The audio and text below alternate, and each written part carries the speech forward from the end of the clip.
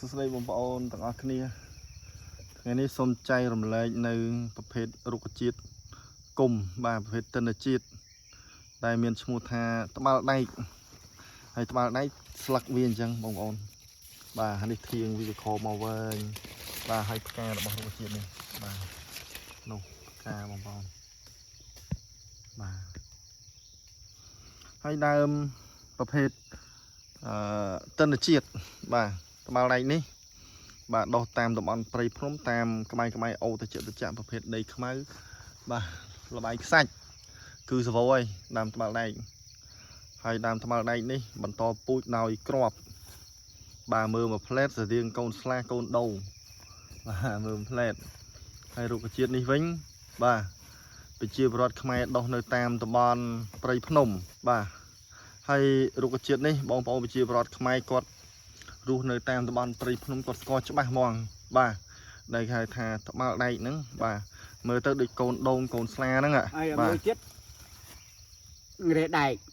កដើមខ្ពស់ជាងហ្នឹងណាបងប្អូនណាហើយត្បាល់វានៅខ្ទាបជាងរ៉េទេអញ្ចឹង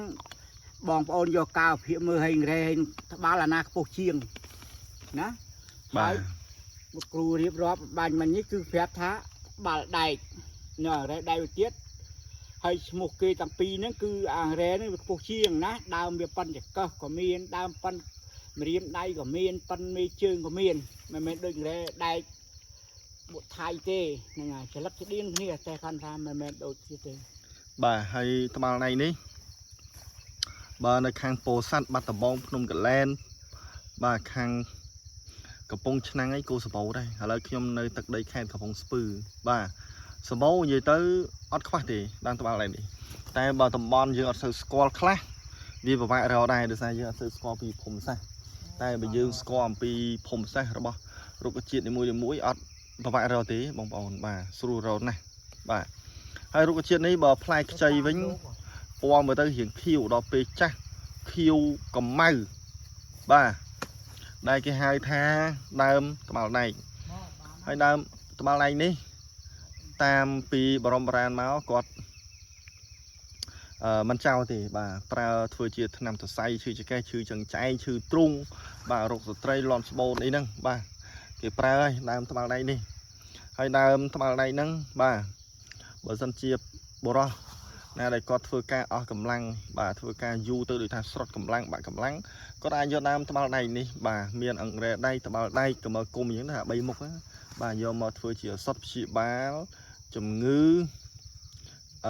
អស់កម្លាំងទ្រុឌទ្រោមបាទលើរាងកាយរបស់យើងបាទប៉ាកែបងប្អូនបាទយើងអាចមើលចំណាំមើលសម្គាល់ទាំងអស់គ្នាដើម្បីថា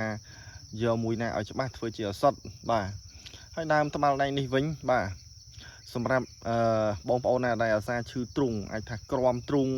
បាទធ្លាក់ទៅលើដើមឈើដើមត្នោតបងប្អូនអាចដាំភាសាទៅគោវាជួយធ្វើជាថ្នាំសរសៃបានដែរបាទជាគុណប្រយោជន៍វាល្អមែនតើដើមត្បាល់ដែកនេះបងប្អូនបាទសពគុណល្អមែនតើឲ្យតែយើងចេះដឹងចេះប្រើវាជាគុណប្រយោជន៍ខ្លាចតែយើងចេះដឹងរឿងរុក្ខជាតិរឿងដើមឈើតែយើងចេះដឹងចេះប្រើវាមានទម្រង់បែបបត់វាល្អបាទហើយដើមត្បាល់ដែកនេះវិញបាទពីបរមបុរាណមកចាស់គាត់តែងតែយកធ្វើជាឱសថបាទត្រាំស្រាបាទធ្វើជាឱសថត្រាំស្រាបាទមានរ៉ែដៃត្បាល់ដៃកមើគុំកបីត្រោះកបីឡើងកជាដើមបាទគាត់ប្រើធ្វើជាឱសថបាទសម្រាប់ត្រាំស្រាបាទផ្សំចូលគ្នាទៅអ្នកដែលឆ្លងទន្លេហើយក៏ហូបបានអ្នកមិនឆ្លងទន្លេហើយក៏ហូបបានចាស់ព្រឹទ្ធាចារ្យដែលគាត់ឈឺចង្កេះឈឺចង្ចែងឈឺសរសៃហ្នឹងក៏គាត់ប្រសាបានដែរមិនប្រកាន់នេះបងប្អូនបាទឲ្យតែគាត់ថាចង់ភាសាហើយរុក្ខជាតិនេះវិញបាទ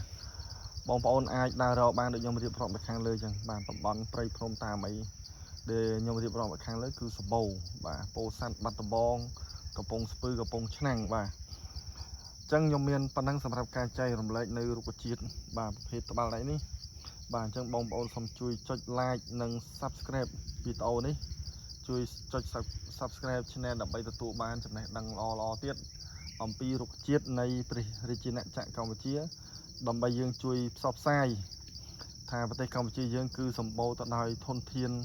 ធម្មជាតិយ៉ាងអស្ចារ្យជាពិសេស ផ្នែកឱសថបុរាណដែលបុព្វបុរសខ្មែរយើងបានបន្សល់ទុក